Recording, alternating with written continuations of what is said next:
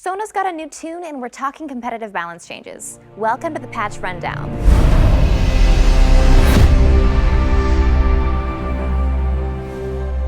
Hey guys, Miss Pudding here. This patch is one of the last we've got leading to the World Championships, so we're making a ton of changes aimed at promoting competitive diversity. Though we're tweaking things for every role, on today's panel we're only going to be talking about Sona, aggressive junglers, and assassins. I'll start with a mini summary of those changes before jumping into a more in-depth discussion with our designers and experts. If you want to skip to one of those topics, mouse over and click it. Kate, specifics. Sona's got a gameplay update. No worries, her playstyle's not really changed, but now she's giving bigger buffs over less time. Also, instead of being a floating stat booster, Q, W, and E are more impactful, so maybe the good Sonas will be recognized for something other than a single flash crescendo. Though tanky junglers and jungle items got buffed in 4.11, their more aggressive friends, Elise, Evelynn, Lee Sin, are still too dominant, and they're bullying everyone else out of champ select. All three are getting changes, with Elise losing range on her initiation, Lee losing his attack speed slow, and Evelynn getting a small power shift to the late game. Assassins are going to be happy about these 4.13 changes. Exhaust doesn't shut down your damage as much. Banshee's Veil has a longer reset on the spell shield, and Chalice gives just a bit less MR. On the other hand, there is a DFG nerf, with that cooldown going up. We'll talk about this and all of the above in our upcoming panel. Finally, there's a ton more I haven't mentioned, so definitely check out the patch notes for additional changes and details. To talk about the updates for this week's patch, I'm joined by Scar from Team Dignitas, Zatic from Core Gameplay, and Fearless from the Champion Updates team. Hey guys, thanks for coming out. Hey, no problem. So I'd like to start with Sona, who got a pretty big update with this patch. Yeah. What were we going for with the shift in her gameplay? We wanted to move her out of the invisible power stat auras and into something where she creates gameplay when she uses her abilities. A big problem of the stat auras has always been that the amount of power they need to feel satisfying is too much power for the game to support her to be healthy. And just for clarity, that's like when she uses her W and then she's standing around and there's kind of a passive like armor. And there's just all this armor and MR, but the amount that you need to feel really good about it is so much that it's just a terrifying amount of gold to kind of give out to your whole team.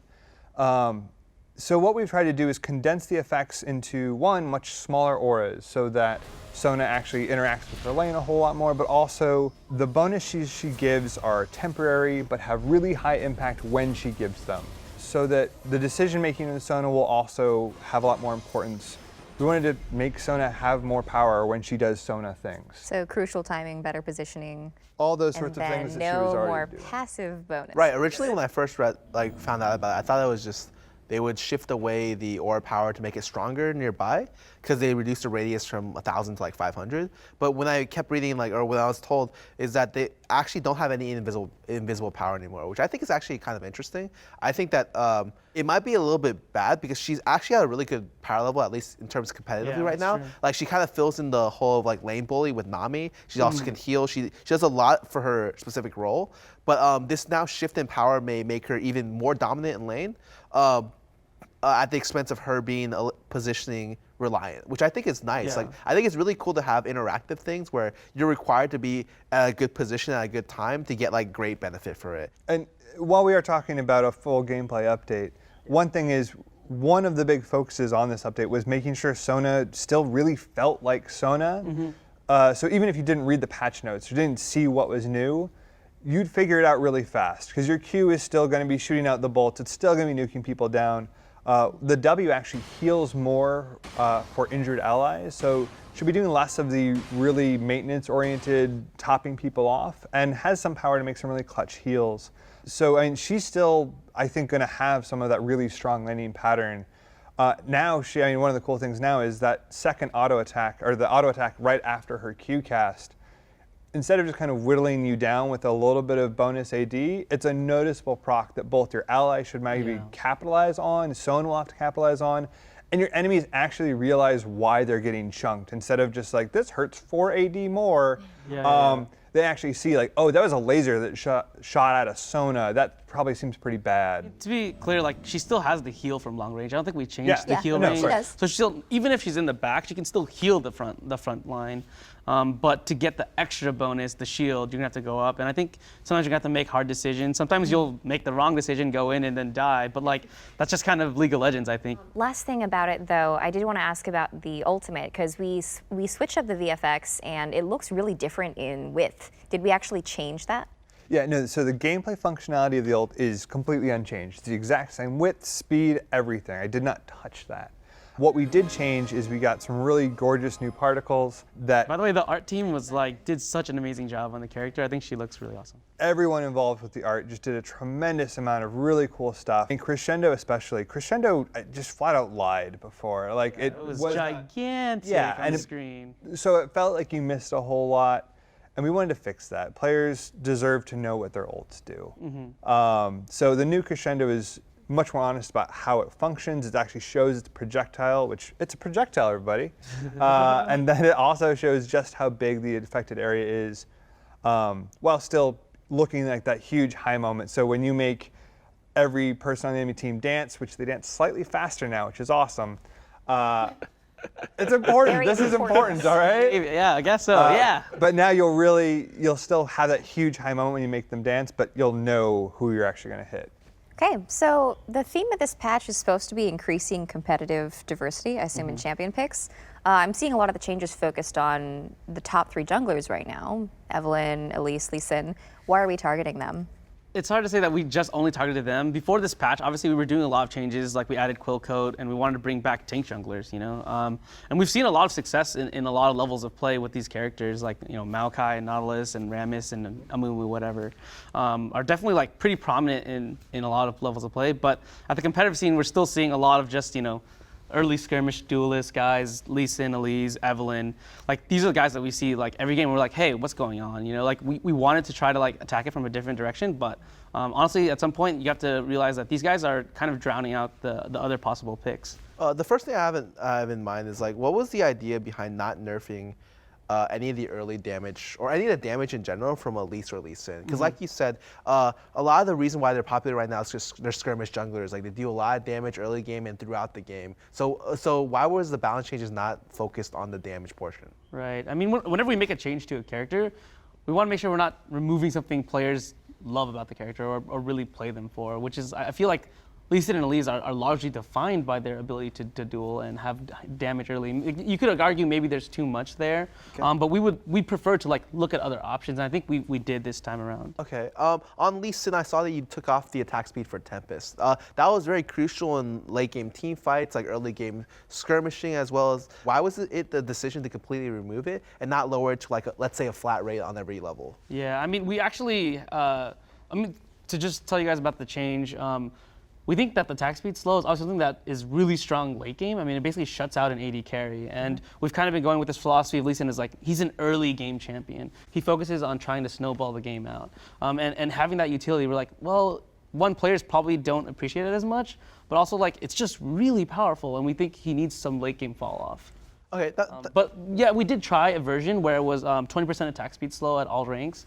At the end of the day, we said it just didn't feel like it was noticeable, and we were like, hey, can we just make it cleaner? Can we make it less complex? Can we cut it out and then see if we, you know, if Lee Sin needed something else, we can maybe look at other parts of his kit and give it to there. Okay, well that makes sense. I really like what you guys did with Elise repel range. I feel like there's no reason for a champion to have a 1,000 range gap close in the first place, and just nerfing. It is 1,000, huh? Yeah, it's something crazy like that. Crazy. Nerfing the range on that was really vital to be able to stop her like insane gank potential and all that stuff. And I think the width decrease on her E is actually pretty significant. I'm not sure how big that will be until I see it in game, but it's already a skill shot that's missed quite a bit, and nerfing it by like I think 20% almost on the terms of the width is going to be huge in actually seeing people hit it or not. Yeah, I mean our goals are just, hey, we feel like Elise has a bit too much reliability when she goes in. She can basically get to any target she wants, and Cocoon is on, like, yes, it's sometimes hard to hit, but the cooldown's really low. Like, you get to shoot that out a lot, right? So, I mean, like, if she repels right onto you and she does a point-blank Cocoon, those are, there's like, going to be less of a chance that she'll hit you with it. So. And I guess the last thing I really want to bring up is, like,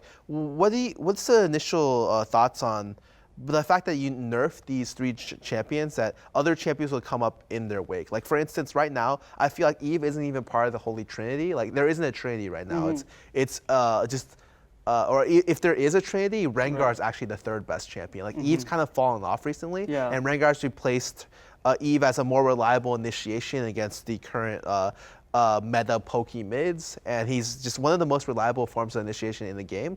I really feel like Rengar is so strong and has ulti cooldown is really, really low, and he essentially functions as a superior version of Nocturne. And what are your general thoughts about that? I mean, it's hard for us to like predict everything that's going to happen, right?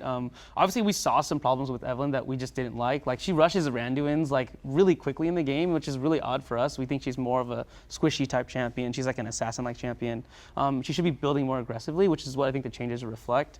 As far as Rengar goes, like, I think there's obviously still maybe some work we need to do on the character, but he's someone who's rising right now. And I think we want to give it just a little bit of time to see, like, understand what is his patterns, what's going on, why is he so dominant if he is.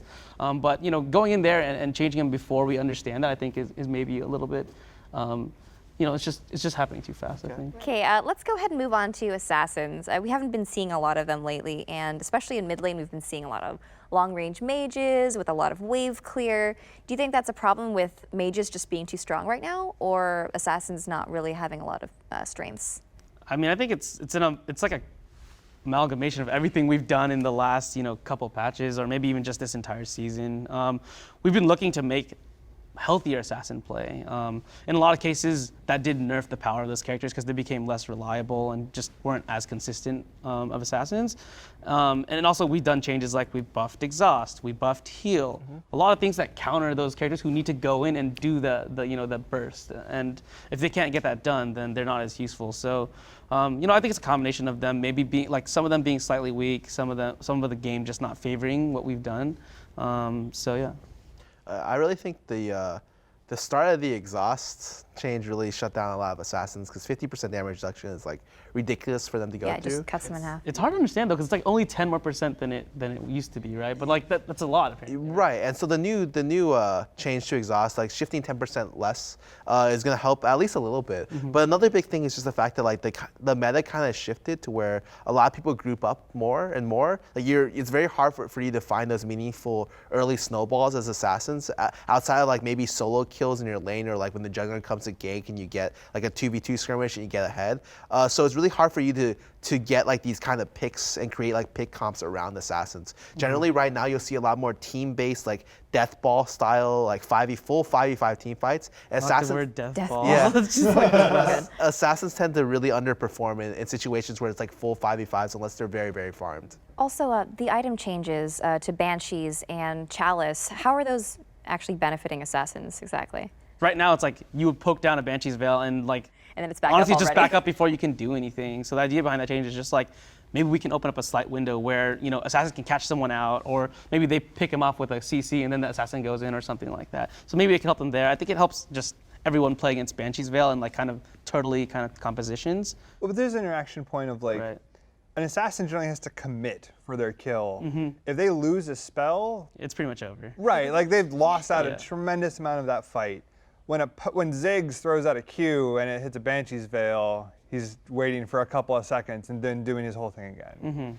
So I feel like giving them more time to capitalize on when someone is actually vulnerable could be a huge improvement, or it's a big improvement. It definitely will be for the competitive scene, because Banshees right now is used as like a fail-safe. It's like really helpful in like sieges. It's really hard to dive anyone with Banshees right now. And since this cooldown is so short, you can pretty much get it recharged on every creep wave. And that's Yeah, something. that was kind of the tuning point there. Yeah, there's really not much counterplay when you can literally just pull back if your Banshees gets popped, wait for the next creep wave and try something else again.